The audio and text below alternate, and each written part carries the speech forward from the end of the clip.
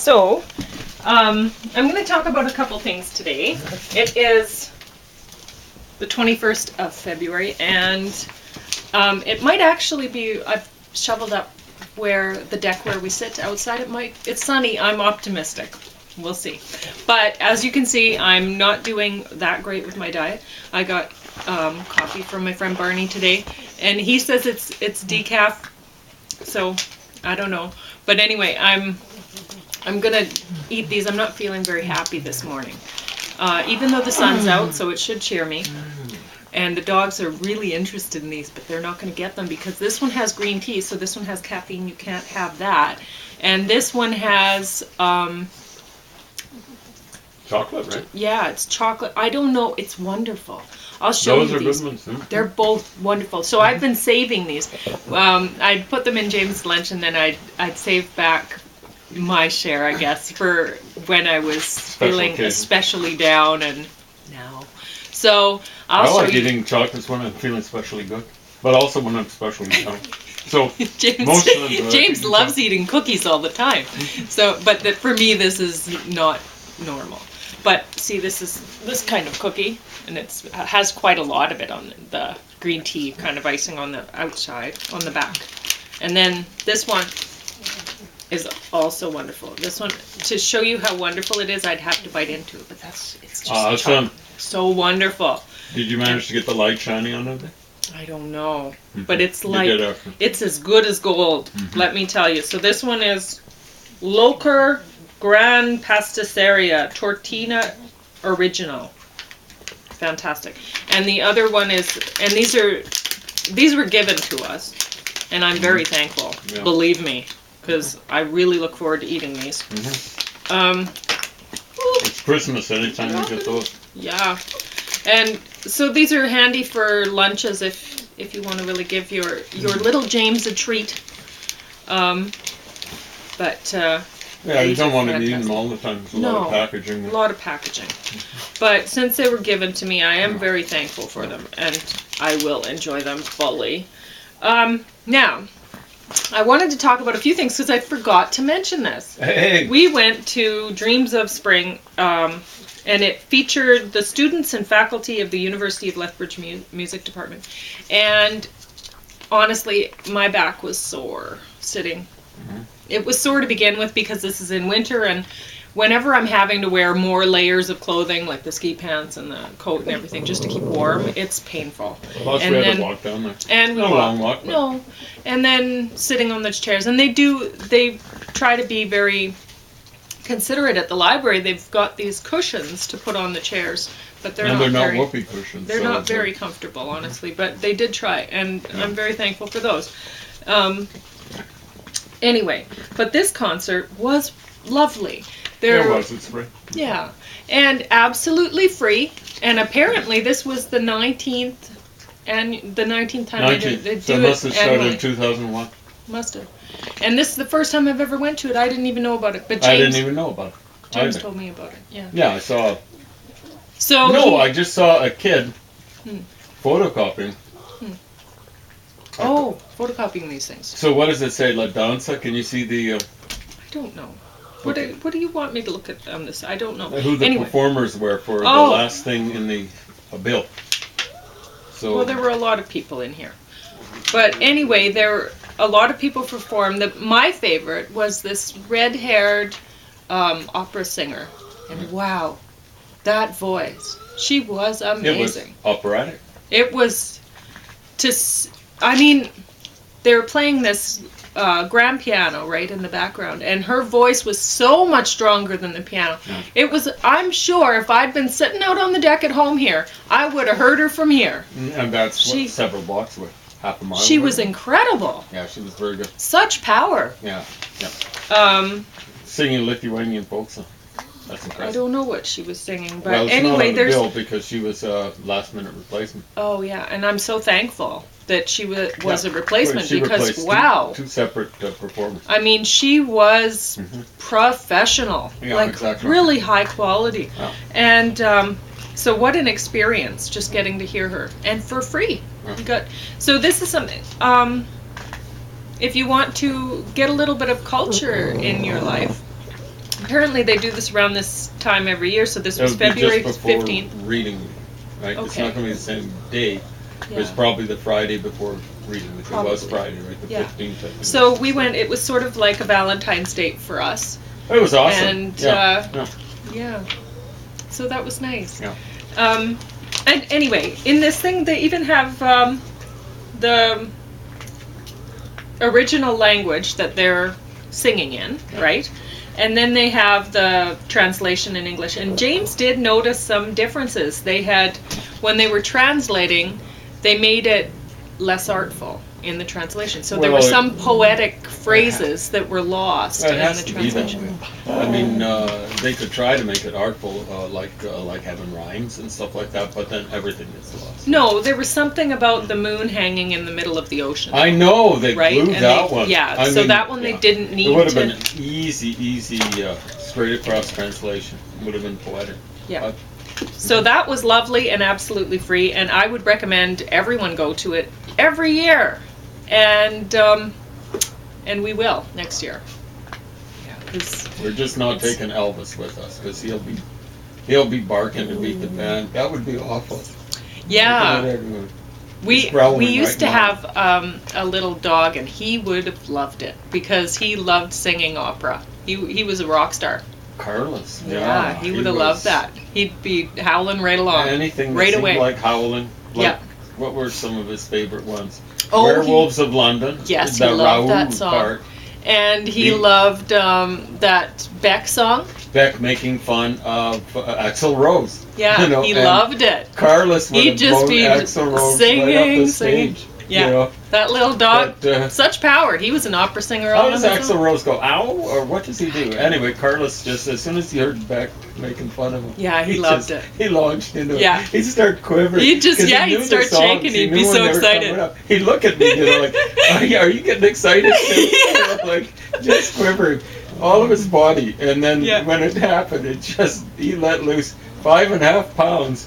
But he sang like a ton. Yeah, incredible. You wouldn't believe how much noise would come out of that little thing. Yeah, sure miss that. I don't miss his being all over the place. No, he was not. He had some problems there, but he did try to improve. He did improve. He did improve, but... It's a work in progress. Anyway. What were some of the other ones? There was a Bruce Springsteen Oh, yeah. song. Yeah, he loved like that where one that too. guy, where Springsteen's kind of... At the end, he kind of howls, But Carlos, he'd know it right away as soon as the song had come on. Oh, of course. He'd start shaking. He knew he was getting ready for it, right? And then he'd be singing along. Yeah. So anyway, that was very all on one. Yeah, I did. CD. It was like a Carlos mix. Anyway. Yeah, it was the Carlos mix. The howling mix. I don't know why you picked all those songs. You must have been. I don't know. Must have been wanting howling that day. There were so many ones there on that album. In Control. So this was terrible. This was a total ripoff of. It was very amateurishly done. There was, I don't know, no undergrad special UCLA terrible actor, and they ripped off Being John Malkovich, the idea of transferring into another person's consciousness, like so that you were seeing through their eyes, sort of thing, whatever.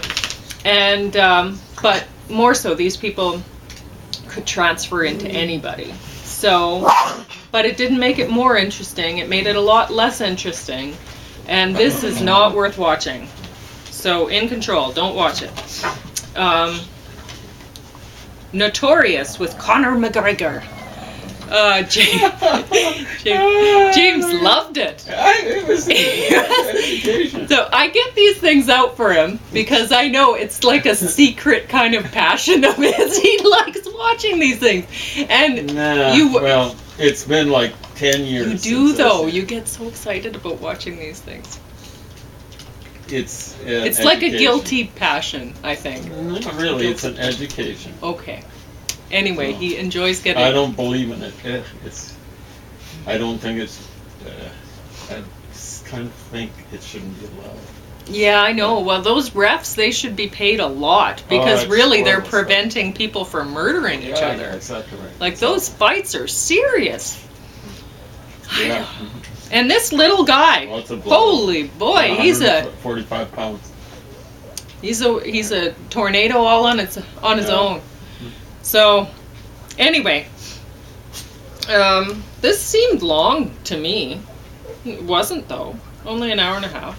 It seemed like 2 hours to me. Yeah, it did, didn't it? Yeah, and But- you weren't even watching all of it. No, I went to get for my a while. stitches out. There you go. Yeah, You were gone I for came quite a back. while. I don't know what I'm happened. still there. on. I don't know what happened. You were But- fast. I They were guess so. fast. They were over there. fast. You were fast to get down there, fast to get back. Yeah. That's So- impressive because you were on your feet. You must have put it on just as you were leaving. I must have. There we go. I'll do that because I don't want to watch these things. No. But I get them out for James because I know he enjoys watching them. I get Or- stuff out of it. It's not as though I go out of my way to watch it, do I? No, well, you did know about different. You knew about different mixed martial artists. I didn't even know about this guy. Okay, but you were I talking know about other Tank ones. Abbott Yeah, because and some sort of Someone- Brazilian that kicks a Spider lot or Silva, something. but that'd be There like you 10 go. years ago, okay? And Tank Abbott, I don't think I've ever seen him wrestle. I've just seen pictures of him. You know, Okay. like he's just so different from our Chihuahua Tank, you know? Hmm. But maybe the same personality. I don't even know what his personality is like. I presume it's in your face kind of stuff. I don't know. I mean, this guy had personality plus. Frankly, I Remember that think time all we were of these guys crossing- would be scary. We were crossing Stafford Drive, going from the library, Hmm. and someone said, "Hey, what's your dog's name?" Because Tank was barking and snarling at him. You Yeah, know, he like was a 5.5 tough little pounds of aggression. Yeah. And he said, "So what's the guy's name?" And I said, "Tank." And he said, "Tank Abbott, right?" And I'm going, "What are you talking about?" Yeah, so I had that's no how he clue. figured it out. But Yeah. I mean, the I dogs could they crack come it. to us He with said, names. "Ooh, Tank Abbott, what's that?" He said, "You don't know the martial arts guy?" And I said, "I have no clue." Yeah. No clue. Well, I guess this is very big. People are really into this right now. Mixed martial arts. They have been for a while. Anyway, Yeah, for a long while, 20 years. so Protest Kitchen by Carol J. Adams and Virginia Messina. Now, I didn't actually enjoy this. I thought I would more because I was hoping for more recipes, honestly, and there's not a lot of recipes, and really, they're not even very healthy recipes. Like they do tell you how to make a few key things that every vegan person needs to know how to make, like the cheap fake Parmesan, which is totally easy. You just get some nutritional yeast, some salt, and some ground up nuts. So you put a little bit of that on everything, and you don't need to have Parmesan anymore. But oven roasted tomatoes, why would I need a recipe for this? And anyway, so there's healthy hot chocolate, which is cashews, dates, cacao nibs, and lavender syrup, which is, I don't know, maybe I'll try that out on James, because he really likes hot chocolate. But now they did mention a few things in here that I was not aware of. One thing they were talking about was that chocolate, like the cocoa farmers, a lot of the time they're children that are doing the labor. So when you buy your chocolate bar or yum. Tortina? Little It's so good. tart. A tart of chocolate. And I didn't buy this, so I don't feel guilty about it. But when you buy chocolate, then you're probably supporting child labor and child abuse. So it's just something to think about, right? And we're talking about a few places. Ivory Coast. Ghana. Where else? Ghana? I Another think place it was I another mentioned. place. Yeah, I can't remember. So that's in West Africa. Yeah. Both those places are basically one country away from each other. So Yeah, and so there's page 78 here. Or next to each Now I'll read this part to you because I was a little bit shocked by it. How sexual violence myths function towards female animals. I didn't expect this in here, but it is written by a couple of women, and maybe, I don't know. For years, we have heard the same myths defending sexual violence against women. There are stark comparisons of how animal agriculture defends the sexual violation and reproductive coercion in dairy and egg farming. She wanted it on the farm. The female cow wants to be forcibly entered and made pregnant. She deserved it on the farm. She's a bitch from hell. She liked it on the farm. She needs us to take her milk, and only happy hens lay eggs. Women are the weaker sex. They need protection on the farm. Animals are safer when they're confined. It protects them from other animals and the elements. It keeps them from trampling their babies. Fact. Just as a home is a very unsafe place for victims of marital rape, incest, and domestic violence, the farm is a place where frightened, abused, and physically overused animals live and die. For me, that's a little bit over the top. But I do see, I don't know if you can say that the farm is just supports violence against women or whatever, is basically what I'm getting from that. What's the name of the book? Protest Kitchen. So these are like militant sort of vegans. So I do expect them to be a little bit more militant. Well, I guess it's truth in advertising. Yeah. But I guess I don't think, a home is a very unsafe place for victims of da-da-da-da-da-da. What? A home is not necessarily that. It's not everybody at home is getting, not every woman in a home environment gets raped or suffers from incest or domestic violence, so, and not every farm is bad to their animals. And so it's a bit of a generalization here. I came from a farm, and the animals, our chickens were happy. Our ducks, they just wandered around. We had a couple ponds. They'd wander between the two ponds, and honestly, I don't know where they went every night, or they did their thing. And they were always happy and smiling along. Probably. I don't know. They seemed fine. Yeah. So, anyway. So the vegan cheese, the faux parmesan recipe is on page 91. And that's all I made note of from here. So I didn't actually, this is not the book that most people would want to read if they're just thinking about becoming vegan. They would read parts like what I read to you, I'm sure, and not be that impressed.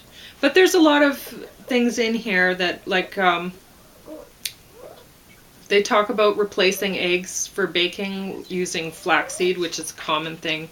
It's what I used to do, but I don't necessarily think it's the healthiest thing to do. I don't think it's healthy to, there was one part of the book here. Okay, I don't think it's healthy to cook a lot of different kinds of oils. So if you're going to cook with anything from flaxseed, right, the flax oil, I don't think it should be cooked. I think it should be raw when eaten. And if you're going to cook with an oil, then coconut oil is the safest of the vegetable oils to cook with. But you have all that saturated fat then, right? So it's not that healthy.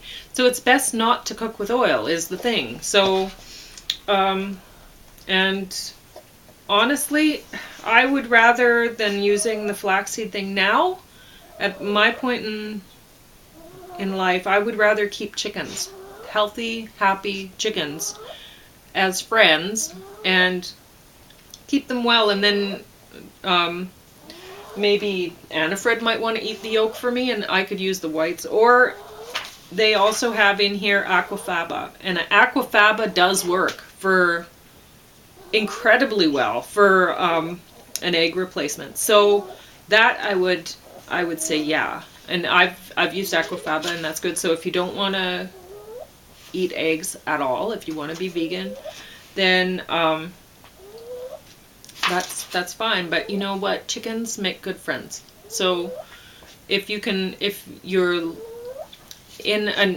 home is in an area where you can legally keep a chicken as a friend, then she's gonna, she's going to give you an egg. It's chicken menstruation. You don't have to have a male. So she's going to give you an egg pretty nearly every day. And I don't know how many eggs you want to eat. I don't like them. So for me, maybe 1 egg white a year would be enough. So I wouldn't need a lot of chicken friends, but some people are really into them. Yeah. I think that's all I wanted to say about that. And I don't know anything about this commercial egg replacer powder. On page 87, that's where I am right now. I've never used it. But the Aquafaba works crazy well. So, and I've showed people how to use it before. It's really easy. You just cook your chickpeas and you keep the water. And that's what you use. And it even whips up really well if you want to make like a meringue for a pie or something. It works like crazy. So it works better than the, well, the flaxseed works for some things and the Aquafaba for other. But I just, where you need the flaxseed for baking, I just think about not baking that. Whatever you're using it for. Just, there's a lot of things to eat in this one. And anyway, I was going to mention, they did give a suggestion for 3 meals you don't have to cook much, and it's like, really, only 3? And their meals weren't even good. I don't remember what page that was, but I mean, you can find loads of awesome raw vegan cookbooks, or I guess recipe books out there because they're raw, that'll give you many raw vegan meals, not just 3. And theirs wasn't even, it was, you don't have to cook much. One of them was using like pre-cooked rice or something, and it's like, oh yeah, well. So these gals, they mustn't be very old. Honestly, I don't know. The one is a registered dietitian with a master's degree in public health nutrition from University of Michigan. So these guys aren't total schmucks or anything. But honestly, when the people that I've met that are more militant sort of vegan and really picky vegan, the ones who like to talk about it, they tend to be new to it. And then they swing full on into the raw or into militant sort of veganism, and then they swing right back to eating meat. Like, it just, they don't seem to stick with it when they're people that are, when their approach to veganism seems to be more political. They don't seem to stick with it. So I don't know. I didn't enjoy this. So out of this, the things that I mentioned, the library items, I would only recommend this one. And not for me, because I'm not into this, but it did get James talking a lot about these guys. Well, so he got all animated about it. Well, it was fun. So it must have worked.